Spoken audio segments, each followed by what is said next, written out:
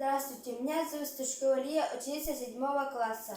Я Ермолаева Ангелина, ученица 7 класса Адачинской средней школы имени Василия Семеновича Чирикова. Наша тема – имена собственные словари якутского языка Эдуарда Карловича Пекарского.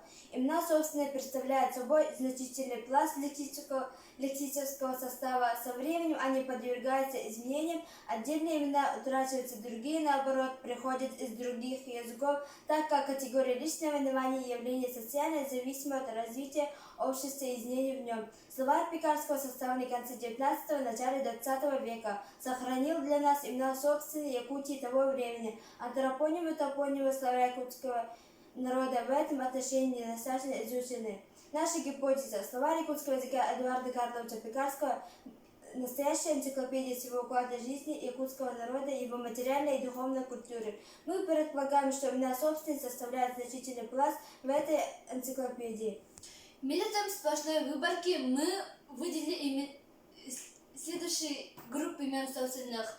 Всего нашли 308 имен людей, среди них мужских 203 имени, женских 27 имен, имена героев сказок 78.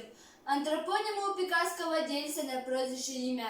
Анализ прозвищ людей не дает возможности понять, какие имена были кутов, потому что, как нам кажется, Пекарский объединил исконные якутские имена с прозвищами. Например, Агая – мужское прозвище, а к именам отнес заимствованных у русских. Заимствованные имена произносились на якутских манер Олджин, Илья, Мапа, Марфа.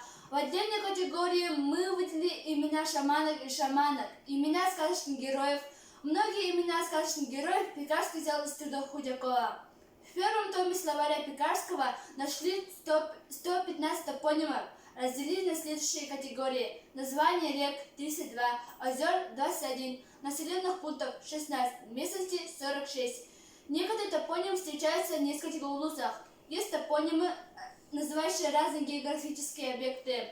Например, Батамай – остров и селение. Изучение имен собственного словаря якутского языка Эдуарда Карловича Пекарского вызывает большой интерес. Антропонимы, собранные нами, в основном характеризующие человека.